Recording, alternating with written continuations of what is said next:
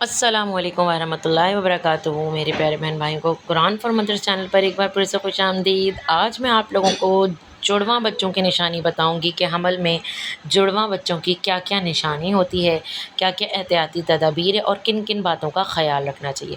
जितनी भी प्यारी मेरी हामला बहन है उनको मैं अपना भी ज़ाती तजुर्बा बताने वाली हूँ जुड़वा बच्चों का, क्योंकि माशाल्लाह अल्हम्दुलिल्लाह मेरे भी जुड़वा बच्चे हुए हैं।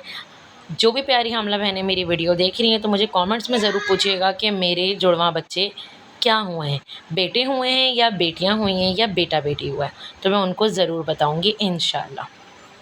आए चलते हैं वीडियो की तरफ। आज मैं आप लोगों को बहुत इम्पॉर्टेंट मरहला बताऊंगी कि पहली चीज़ क्या आप लोगों ने नोट करनी है। देखिए, सबसे पहली चीज़ आप लोगों ने नोट करनी है, जब आप लोगों को लगे कि आपका हमल ठहर चुका है और आपने अगर टेस्ट करना है तो आपने सबसे पहले ये चीज़ करनी है कि अगर आप स्ट्रिप से भी टेस्ट कर रही हैं या घर में जो नेचुरल चीज़ें होती हैं, जैसे बहुत से लोग जो हैं जिनके पास स्ट्रिप अवेलेबल नहीं होता और वो जल्दी में नमक के ज़रिए जो टेस्ट करते हैं, वो भी मेरा एक एक्सपीरियंस है। उससे भी टेस्ट का आपको पता चल जाता है कि प्रेगनेंसी है या नहीं।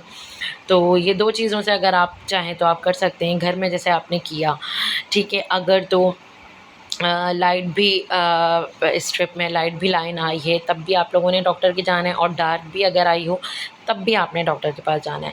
जैसे आए आपके स्ट्रिप में रेड लाइन, तो आप लोगों ने बैठना बिल्कुल भी नहीं है, आप लोगों ने फ़ौरन ही डॉक्टर के पास जाना है, क्योंकि कुछ नहीं पता चलता कि आगे आपके सिम्टम्स क्या बताने वाले हैं।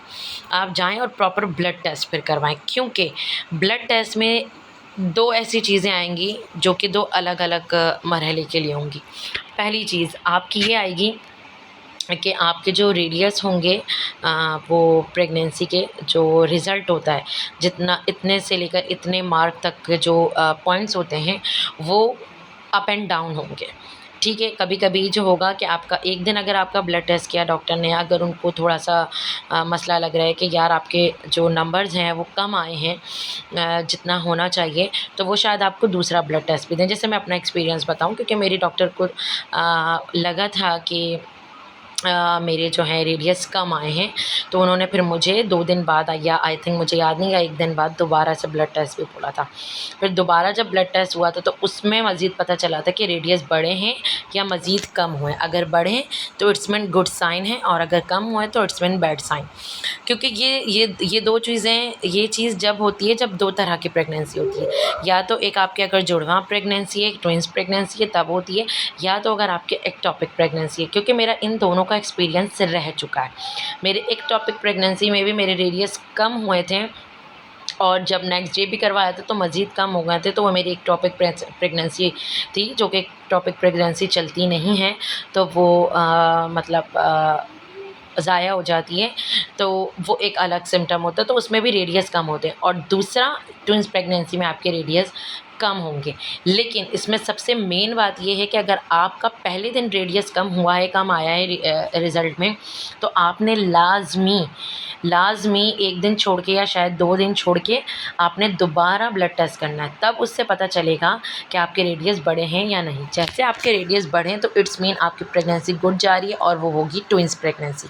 क्योंकि जब मेरा रेडियस बढ़ गए थे और उसके बाद रेडियस बढ़ने के बाद फिर मेरी डॉक्टर ने मुझे अल्ट्रासाउंड दे दिया था फ़ौरन से कि हमने अब आपका स्कैन करना है, क्योंकि हमने देखना है कि आपकी प्रेगनेंसी किस टाइप की है। अल्लाह ना करे एक टॉपिक तो नहीं है। जब उन्होंने चेक किया तो वो तो बहुत शॉक्ड हो गई और खुश भी हुई माशाल्लाह अल्हम्दुलिल्लाह। तो उन्होंने कहा कि यस इट्स मीन आपकी ट्विंस प्रेगनेंसी थी, जिसकी वजह से आपका रेडियस कम आया था, लेकिन नेक्स्ट डे आपका रेडियस 2-3 डेज़ करके इस तरह बढ़ा है।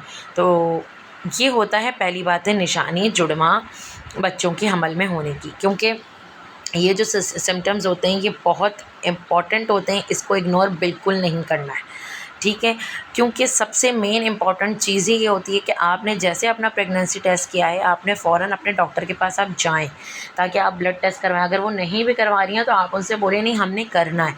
और इस टाइप का अगर आपके रिज़ल्ट में सिनेरियो है जो मैंने डिफ़ाइन किया है, तो आपने दोबारा भी करना है, 2-3 मरतबा करना है। उससे पता चलेगा कि ट्विंस प्रेगनेंसी आपकी कैसी जा रही है। ये थी निशानी की बात कि आपकी ये निशानी होगी। दूसरी चीज़ आती है एहतियात की। देखिए, कई तरह की प्रेगनेंसी होती है जिसमें एक प्लेसेंटा होता है और 2 बेबीज़ होते हैं जो अलग-अलग बैग में होते हैं। अगर मैं आपको एक घरेलू मिसाल दूँ तो किचन शेयरिंग होता है और रूम एक होता है।